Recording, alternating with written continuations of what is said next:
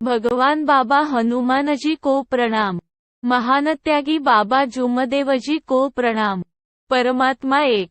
माझा अनुभव त्रासाने कंटाळून फिरलो वणवण चोहीकडे।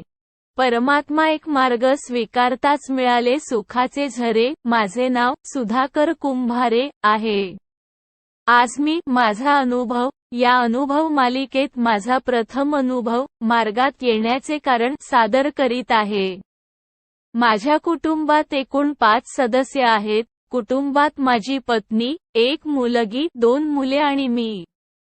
माझा मुख्य व्यवसाय टेलरिंग आहे। माझे परमात्मा एक मार्गात येण्याचे कारण असे आहे की मी हिंगणघाटला असताना सन 1998 ची गोष्ट आहे। अचानक माझा डावा हात खांद्यापासून पूर्ण दुखू लागला।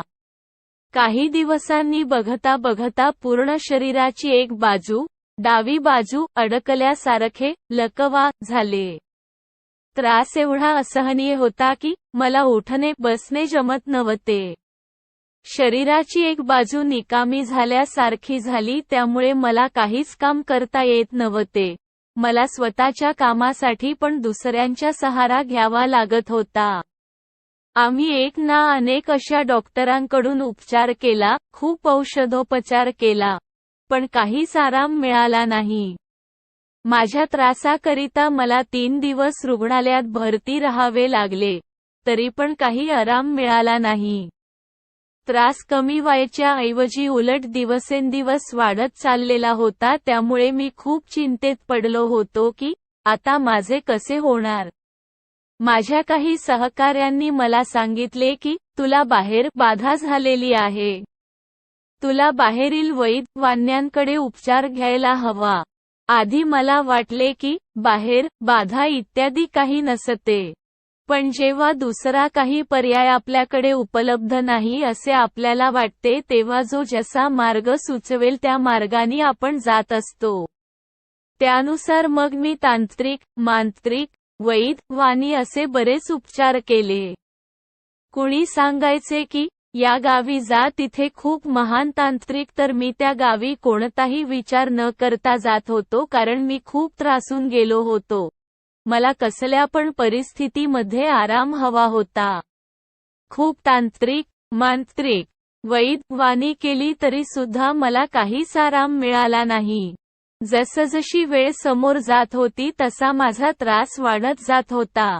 डॉक्टरी उपचार केले, तांत्रिक, मांत्रिक, वैद्यवानी केली, पण काही आराम झाला नाही, उलट मी पैशांनी पूर्ण बर्बाद झालो। एक वेळ माझ्यावर अशी आली की जवळ असलेला संपूर्ण पैसा संपून गेला। शेवटचे ते 150 रु. जवळ राहिले होते। मी विचार केला की आज पैसा संपला आहे आणि प्रकृती ठीक होत नाही। समोर अजून काही दिवस जर असेच चालू राहिले तर उद्याला आपल्याला भीक मागावी लागेल, कारण माझ्याकडून कोणतेही काम होत नव्हते। मला खूप विचार पडला की माझे मुले लहान लहान आहेत, समोर माझे आणि माझ्या कुटुंबाचे कसे होईल। ते म्हणतात ना की जेव्हा आपल्याकडे कोणताच पर्याय नसतो तेव्हा एकच मार्ग आहे जो सर्व दुःखाचे निवारण करतो, तो म्हणजे परमात्मा एक। जेव्हा मला काहीच समजेना असे झाले तेव्हा अचानक मला परमात्मा एक मार्गाची आठवण आली।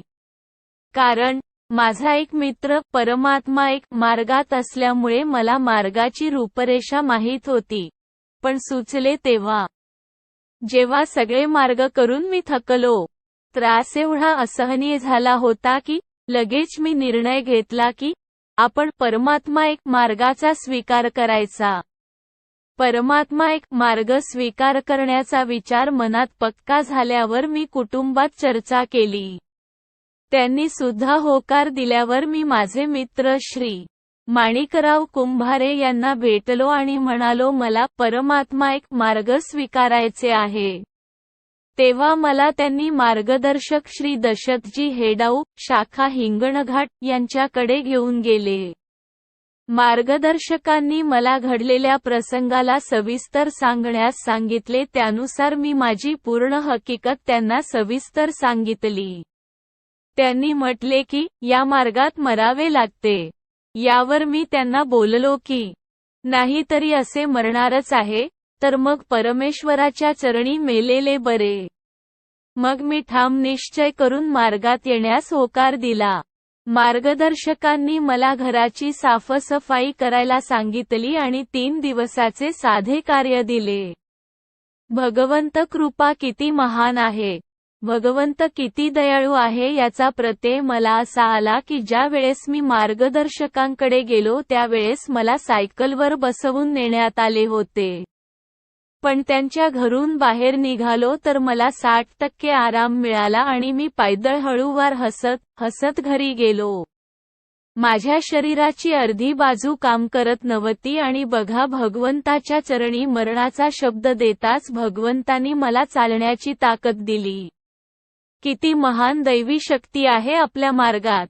दुसऱ्या दिवशी म्हणजे 22 मे 1998 ला सकाळी 5.30 वाजता भगवंताची पहिली ज्योत लावली आणि माझे दुःख 3 दिवसाच्या साध्या कार्यातच पूर्णपणे दूर झाले.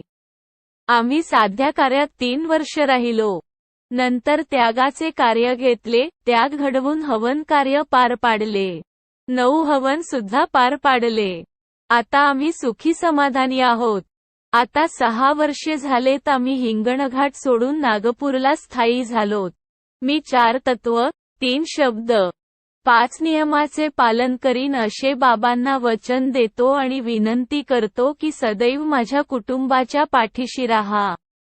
लिहिण्यात काही चूक भूल झाली असेल तर भगवान बाबा हनुमानजी व महानत्यागी बाबा जुमदेवजी यांना क्षमा मागतो. नमस्कार. नाव श्री सुधाकर कुंभारे. पत्ता गुलशन नगर, राम मंदिर जवळ, फ्लॅट नं. 15 नागपूर. सेवक क्रमांक 12822. मार्गदर्शक श्री दशकजी हेडाऊ. परमपूज्य परमात्मा एक सेवक मंडळ वर्धमान नगर, नागपूर. सर्वांना माझा नमस्कार.